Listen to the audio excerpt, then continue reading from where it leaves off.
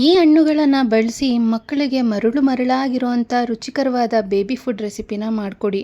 ಮಗು ತುಂಬಾ ಆರೋಗ್ಯಕರವಾಗಿ ಗುಂಡು ಗುಂಡಾಗುತ್ತೆ, ದಪ್ಪ ಆಗುತ್ತೆ. ಹಾಗಿದ್ರೆ ಈ ಒಂದು ಬೇಬಿ ಫುಡ್ ರೆಸಿಪಿನ ಯಾವ ಥರ ಮಾಡೋದು ಅಂತೇಳಿ ಪಟ ನೋಡೋಣ ಬನ್ನಿ. ನಾನಿಲ್ಲಿ ಆ್ಯಪಲನ್ನು ತೊಗೊಂಡಿದ್ದೀನಿ. ಕೆಲವು ಮಕ್ಕಳು ಹಣ್ಣನ್ನೆಲ್ಲ ತಿನ್ನಬೇಕು ಅಂತಂದರೆ ಇಷ್ಟಪಡಲ್ಲ. ಅದಕ್ಕಿಂತ ಹೆಚ್ಚಾಗಿ ಸ್ಟಾರ್ಟಿಂಗಲ್ಲೆಲ್ಲ ಮಕ್ಕಳಿಗೆ ಹಣ್ಣನ್ನು ಕೊಡಬೇಕು ಅಂದರೆ ಈ ವಿಧಾನದಲ್ಲಿ ನಾವು ಕೊಡ್ತಾ ಬಂದರೆ ಮಕ್ಕಳು ಕೂಡ ಇಷ್ಟಪಟ್ಟು ತಿಂತಾರೆ. ಆ್ಯಪಲನ್ನು ತೊಗೊಂಡು ಕ್ಲೀನಾಗಿ ತೊಳೆದು ಇವಾಗ ಆ್ಯಪಲ್ ಮೇಲೆ ಇರೋವಂಥ ಸಿಪ್ಪೆನೆಲ್ಲ ತೆಗಿತಾ ಇದ್ದೀನಿ. ಈ ಥರ ಆ್ಯಪಲನ್ನು ಚಿಕ್ಕದಾಗಿ ಕಟ್ ಮಾಡ್ಕೊಳ್ತಾ ಇದ್ದೀನಿ. ಈ ಒಂದು ಬೇಬಿ ಫುಡ್ ರೆಸಿಪಿನ ಪಟ ಅಂತ ಹೇಳಿ ಮಾಡ್ಬೋದು. ಹೆಚ್ಚು ಸಮಯ ಕೂಡ ಬೇಕಾಗೋದಿಲ್ಲ.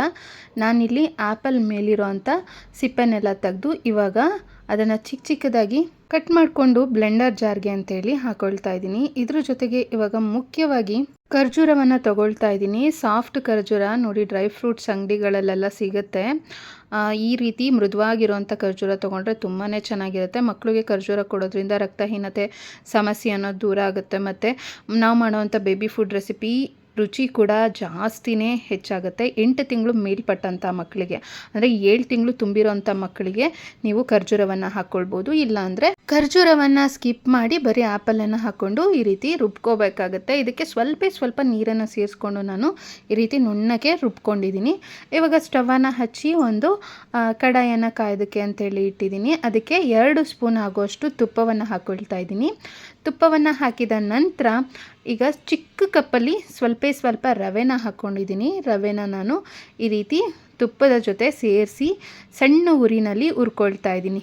ಲೋ ಫ್ಲೇಮ್ನಲ್ಲಿ ಇಟ್ಕೊಂಡು ಹುರ್ಕೊಳ್ತಾ ಬರಬೇಕಾಗತ್ತೆ. ಇದು ಬಣ್ಣ ಅನ್ನೋದು ಬದಲಾಗುತ್ತೆ. ನೀವು ನೋಡ್ತಾ ಇರ್ಬೋದು, ಬಣ್ಣ ಬದಲಾಗಿದೆ.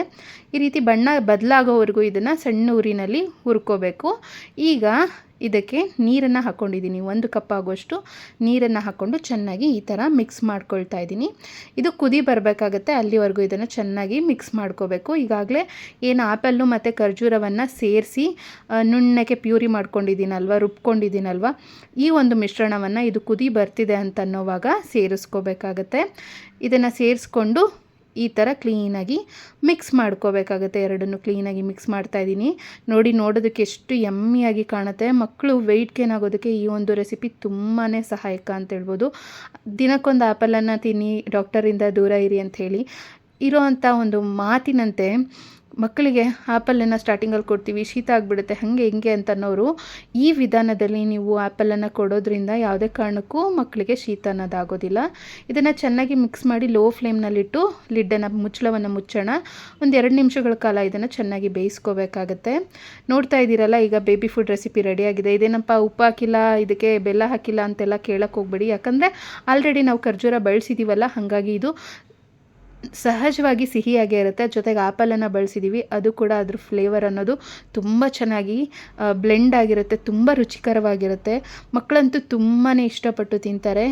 ಇನ್ನೇನು ಸ್ಟವನ್ನು ಆಫ್ ಮಾಡಿ ಸರ್ವಿಂಗ್ ಬೌಲ್ಗೆ ಹಾಕ್ಕೊಳ್ತಾ ಇದ್ದೀನಿ.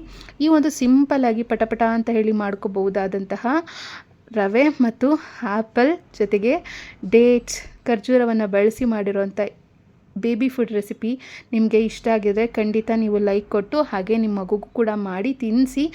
ಯಾರೆಲ್ಲ ಪುಟ್ಟ ಮಕ್ಕಳಿದ್ದಾರೆ ಆ ತಾಯಿಯರಿಗೆ ಈ ಒಂದು ವಿಡಿಯೋನ ಶೇರ್ ಮಾಡಿ. ನಾನು ಈಗಾಗಲೇ ಸಾಕಷ್ಟು ಆರೋಗ್ಯಕರವಾದಂತಹ ಬೇಬಿ ಫುಡ್ ರೆಸಿಪಿ ವಿಡಿಯೋಗಳನ್ನು ನನ್ನ ಚಾನಲಲ್ಲಿ ಶೇರ್ ಮಾಡಿದ್ದೀನಿ.